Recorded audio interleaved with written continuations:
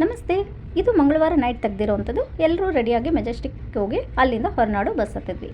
ಬಸ್ಸಲ್ಲಿ ಒಂದು 2 ಕ್ಲಿಪ್ಪಿಂಗ್ಸ್ ತೆಗೆದುಕೊಂಡು ಎಲ್ಲ ನಿದ್ದೆ ಮಾಡಿಬಿಟ್ವಿ.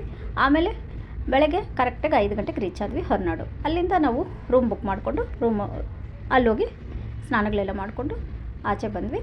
ತುಂಬ ಚೆನ್ನಾಗಿತ್ತು, ಮಂಜೆಲ್ಲ ಬೀಳ್ತಾಯಿತ್ತು. ವ್ಯೂವ್ಸ್ ನೋಡೋದಕ್ಕಂತೂ ತುಂಬಾ ಚೆನ್ನಾಗಿತ್ತು. ಅಲ್ಲಿ ಸ್ವಲ್ಪ ಕ್ಲಿಪ್ಪಿಂಗ್ ತೆಗೆದುಕೊಂಡು ಅನ್ನಪೂರ್ಣೇಶ್ವರಿ ನೋಡೋದಕ್ಕೆ ದೇವಸ್ಥಾನ ಒಳಗಡೆ ಹೊರಟ್ವಿ. ಅಮ್ಮ ಅಂತೂ ತುಂಬ ಚೆನ್ನಾಗಿತ್ತು. ಅನ್ನಪೂರ್ಣೇಶ್ವರಿ ದೇವಿನ ನೋಡಿದ್ವಿ.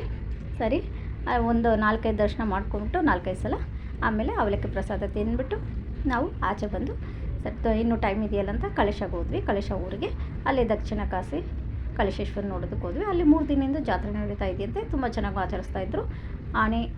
ಆನೆ ಕುಂಟೆ ಗಣಪತಿ, ಹೆಣ್ಣು ಆನೆ, ಗಂಡ ಆನೆ, ಅದು ಚೆನ್ನಾಗಿತ್ತು. ಸರ್ವಾಂಗ ಮತ್ತ ದೇವಿ ನೋಡಿದ್ವಿ. ಅಲ್ಲಿಂದ ಕಳಶೇಶ್ವರ ನೋಡಿದ್ವಿ. ತುಂಬ ಚೆನ್ನಾಗಿತ್ತು. ಚೆನ್ನಾಗಿ ಮಾಡಿದ್ರು ಅಲಂಕಾರ ಎಲ್ಲನೂ. ಸರಿ, ಅಲ್ಲೇ ಆಚೆ ಬಂದ್ವಿ.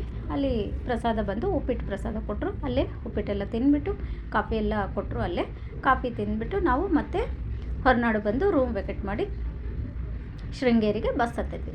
ಶೃಂಗೇರಿಗೆ ಬರೋಷ್ಟೊತ್ತಿಗೆ 4:15 ಆಗಿತ್ತು. ಸರಿ, ಇನ್ನೂ ಹಾಫ್ ಆನ್ ಅವರ್ ಇದೆ ಓಪನ್ ಮಾಡೋದಕ್ಕೆ. ಶಾರದಾಂಬ ಶಕ್ತಿಪೀಠ ನೋಡಬೇಕಾಗಿತ್ತು. ಸರಿ, ಆಮೇಲೆ 5 ಗಂಟೆ ಮೇಲೆ ಓಪನ್ ಮಾಡಿದ್ರು ದೇವಸ್ಥಾನ ಎಲ್ಲ.